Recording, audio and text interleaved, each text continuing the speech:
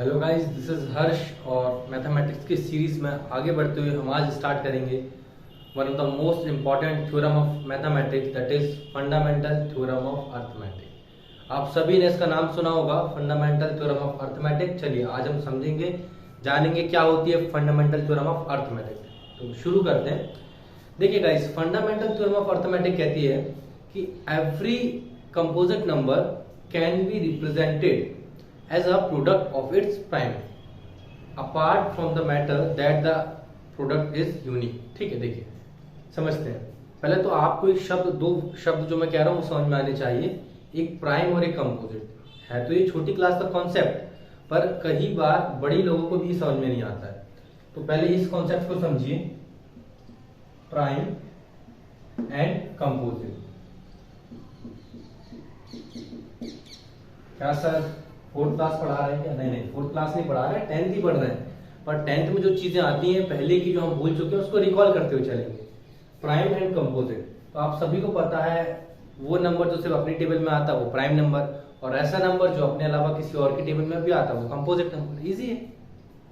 तो 2 prime, 3 prime, 4 क्योंकि 2 की टेबल में भी आता है तो 4 कंपोजिट, 5 प्राइम, 6 2 की टेबल में भी आता है, 3 की टेबल में भी आता है तो कंपोजिट, 7 प्राइम, 8 कंपोजिट, 9 प्राइम नहीं, क्योंकि 9 है ना, 9 3 की टेबल में आता है तो 9 भी आएगा कंपोजिट। तो क्लियर है गाइस, सिंपल है। वो नंबर जो सिर्फ अपनी टेबल में आए प्राइम नंबर, और जो अपने अलावा दूसरे नंबर की टेबल में भी आए वो कंपोजिट नंबर। ठीक है, तो प्राइम कंपोजिट क्लियर है। अब आप बोलेंगे सर 1 आपने छोड़ दिया, आपसे बनता नहीं है। 1 भी है, पर 1 is neither prime nor composite. ये एक फैक्ट आप 1 के बारे में याद रखिएगा, बड़ा ही अजीब नंबर है, किसी से दोस्ती नहीं करता। सो 1 is neither prime nor composite, अकेला ही बहुत पावरफुल है। तो 1 है, ना इसकी टीम में जाता है ना इसकी टीम में जाता है, अकेला रहता है 1। ठीक है, तो 1 ना तो प्राइम है ना तो कंपोजिट है, ये बात भी आप याद रखिएगा। तो चलिए आगे बढ़ते हैं। हम पढ़ने वाले थे फंडामेंटल थ्योरम ऑफ अर्थमेटिक। तो ये ठीक, तो हम फंडामेंटल थ्योरम ऑफ अर्थमेटिक के अकॉर्डिंग क्या कहती है भाई फंडामेंटल थ्योरम ऑफ अर्थमेटिक, कि हम किसी भी कंपोजिट नंबर को उसके प्राइम फैक्टर के मल्टीप्लाई के फॉर्म में लिख सकते हैं। तो लेट अस चेक। एक नंबर लेते हैं, कंपोजिट नंबर 45, एक कंपोजिट नंबर ले लेते हैं 36, एंड एक कंपोजिट नंबर ले लेते हैं 24। तो चलिए ये 4 कंपोजिट नंबर है।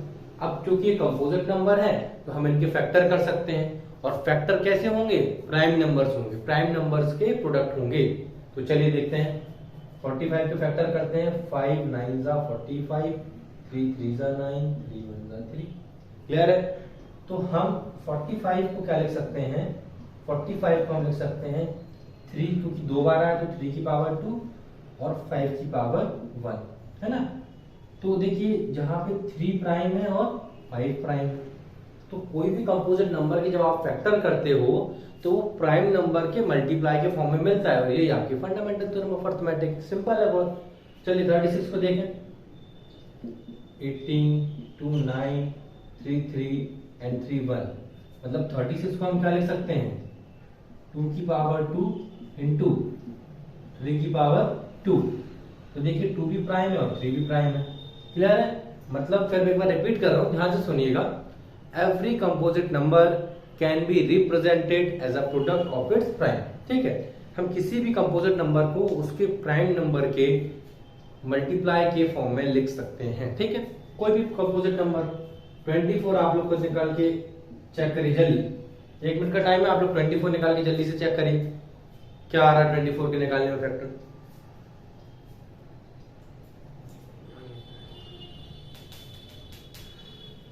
चलिए ठीक है, 24 क्या है वो आप लोगों ने निकाल लिए होंगे।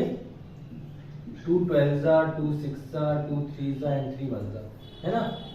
मतलब 24 को हम लिख सकते हैं 2 की पावर 3 और 3 की power 1, where 2 and 3 are prime numbers. Simple. तो आप लोग भूलेंगे नहीं, फंडामेंटल थ्योरम ऑफ अर्थमेटिक सरल सी थ्योरम है। एक कंपोजिट नंबर को जब हम टुकड़े करेंगे तो वो हमको प्राइम नंबर के मल्टीप्लाई के फॉर्म में मिलेगा। चलिए गाइस, इससे रिलेटेड एक सवाल आता है, उसको बताने के लिए मैं एक छोटी सी थ्योरी और समझा देता हूं आपको।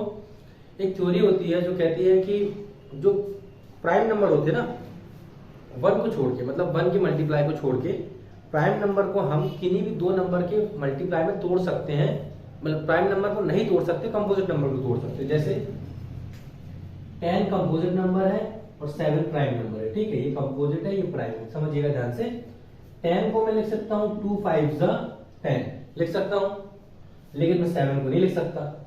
यहाँ पे मैंने कहा 1 को छोड़ के, नहीं तो ज्यादातर बच्चे बोलेंगे सर हम 7 को लिख सकते हैं, 7 1 7, नहीं, 1 को छोड़ के, 1 को छोड़ के, ठीक है, तो नहीं लिख सकते। हम 7 के टुकड़े नहीं कर सकते, और अगर हम किसी के टुकड़े कर सकते हैं मतलब कि वो कंपोजिट नंबर है। ये बात दिमाग में सेट कर लो। अगर हम किसी भी नंबर को दो नंबर के मल्टीप्लाई के फॉर्म में लिख दें तो डेफिनेटली वो नंबर जो है वो कंपोजिट नंबर होगा। क्लियर है बात? एक और देख लो, एक 15 ले लिया, एक 11 ले लिया। 15 को आप लिख सकते हैं सर 3 5 15, 11 को नहीं लिख सकते आप। फिर मैं बता रहा हूं 1 into 11 नहीं होगा, मैंने 1 को छोड़ के कहा है, तो आप नहीं लिख सकते कोई दो नंबर जिनका मल्टीप्लाई करने पे 11 आए। डेफिनेटली ऐसा कोई नंबर नहीं है, कोई दो नंबर जिनका मल्टीप्लाई करने पे 11 आए। होल नंबर्स की हम बात कर रहे हैं, तो ठीक है, इसको हम टुकड़े नहीं कर सकते, इसके टुकड़े कर सकते हैं। तो क्या बात पता चली? अगर हम किसी नंबर के टुकड़े कर पा रहे हैं, मतलब मल्टीप्लाई के फॉर्म में लिख पा रहे हैं, तो डेफिनेटली वो कंपोजिट नंबर होगा। क्योंकि इसी पे आपका एक सवाल है 10th क्लास में, वो मैं कराने वाला हूं अभी। तो आगे बढ़ते हैं। डस्टर मेरा कोई ले जाता है बार बार, गड़बड़ है। मिल गया, मैं 2 रखता हूँ इसलिए।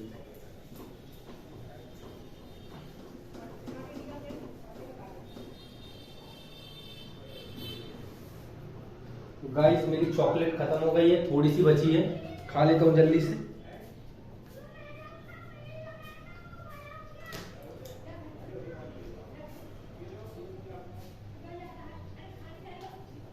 चलिए हम आगे सवाल की ओर बढ़ते हैं। पहला सवाल है 10th क्लास सेकंड एक्सरसाइज का कि find the factor of the following number, है ना। हमारे पास नंबर दिया गया है, कह रहा है कि उसको उसके प्राइम नंबर के मल्टीप्लाई में जमाइए। फॉर एग्जांपल आपके बुक का ही सवाल है 140, एक सवाल ये हो गया। एक सवाल है 156, ठीक है। तो आप कुछ नहीं करना है, आपको सिर्फ इसका फैक्टर करना है, क्योंकि अभी कंपोजिट नंबर है, इसको आपको फैक्टर करना है। फैक्टर करेंगे तो प्राइम नंबर मिल जाएंगे। तो इस नंबर को प्राइम नंबर के मल्टीप्लाई में लिखना है। बड़ा ही सरल। अब आप बताइए 10th में इससे सरल क्या होगा? 10th में जो सरल सवाल आ रहा है, ये 6th क्लास में बच्चों को सिखाया जाता है। ये सरल सवाल 10th में और आता है, फाइनल में आता है ये सवाल। 2 7 70, 35, 5 7 और 7 1 सही है ना? ठीक है, कई बार गलती हो जाती है बोर्ड में पढ़ाते पढ़ाते। ठीक है, चलिए। तो ये हम 140 को क्या लिख सकते हैं? हम लिख सकते हैं 2 की पावर 2 इंटू 5 की पावर 1 इंटू 7 की पावर 1। मतलब 140 कंपोजिट नंबर है, 140 कंपोजिट नंबर है, लेकिन इस कंपोजिट नंबर को हमने प्राइम नंबर के प्रोडक्ट में रिप्रेजेंट कर दिया। तो चलो जल्दी से आप ये करके दिखाए 156, जल्दी करके दिखाइए।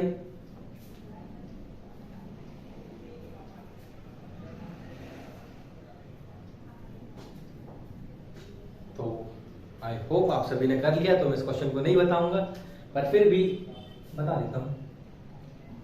ठीक है, 2 7 14, 2 8 16, है ना। 2 7 14, 2 8 16, 2 3 6, 2 9 18, 3 1 3, 3 3 9 और 13 is 31 30। तो 156 को हम लिख सकते हैं 2 की पावर 2 इंटू 3 की पावर 1 इंटू 13 इसकी पावर 1। तो देखिए यहाँ पे 2 प्राइम है, 3 प्राइम है, 13 प्राइम है। तो पहला सवाल बड़ा ही आसान है, आप सभी कर लेंगे। ठीक है, आगे बढ़ते हैं। ठीक है, इसके बाद एक फॉर्मूला आता है छोटा सा। अच्छा, फॉर्मूला छोटा सा है पर है बहुत इंपॉर्टेंट, क्योंकि इस फॉर्मूले को मैंने जहां जहां देखा, मतलब मैंने इसको कॉम्पिटेटिव में देखा है, मैंने इसको एसएससी के एग्जाम्स में देखा है। ठीक है, बड़ी बड़ी जो भी कॉम्पिटेटिव एग्जाम होते हैं वहां भी मैंने इस फॉर्मूले को देखा है। जबकि फॉर्मूला छोटा सा है पर इससे सवाल आपको हर जगह देखने मिलेंगे। तो ये भी एक अलग चीज है कि भाई छोटे से फॉर्मूले से आपको बहुत सारे सवाल देखने मिलते हैं। ठीक है, अच्छा वो फॉर्मूला बताने के पहले, ठीक है,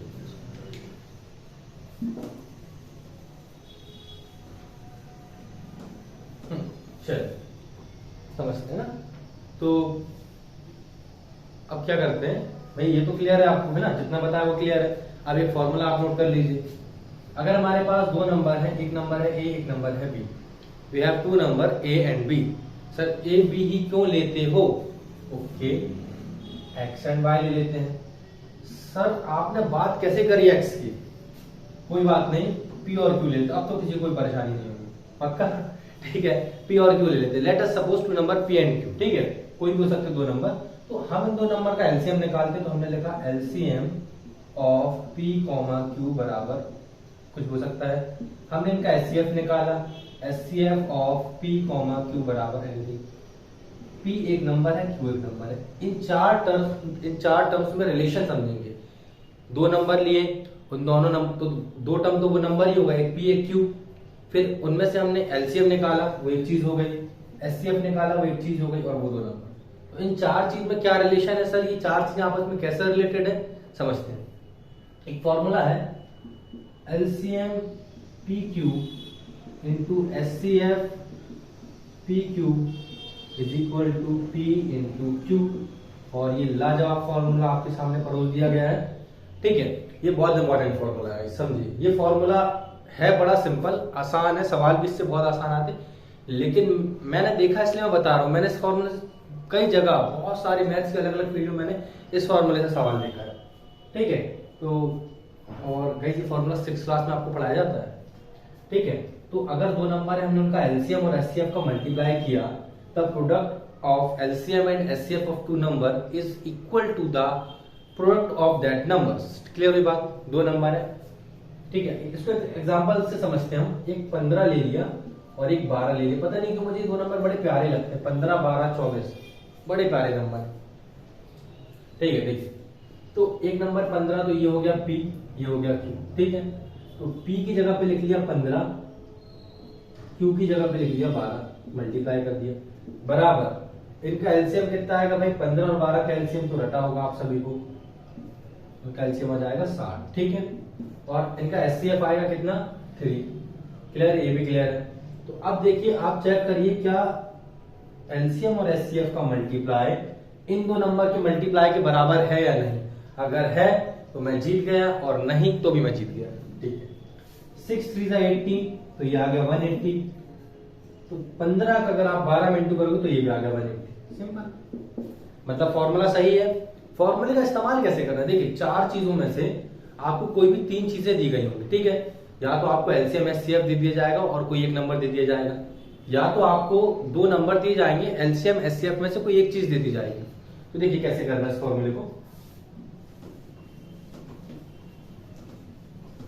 जैसे आपको एलसीएम निकालना हो तो कैसे करेंगे भाई? A into B divide by HCF, simple है। आपको ए दिया जाएगा, बी दिया जाएगा और एचसीएफ दिया जाएगा, तो इसको सॉल्व करके एलसीएम निकालो।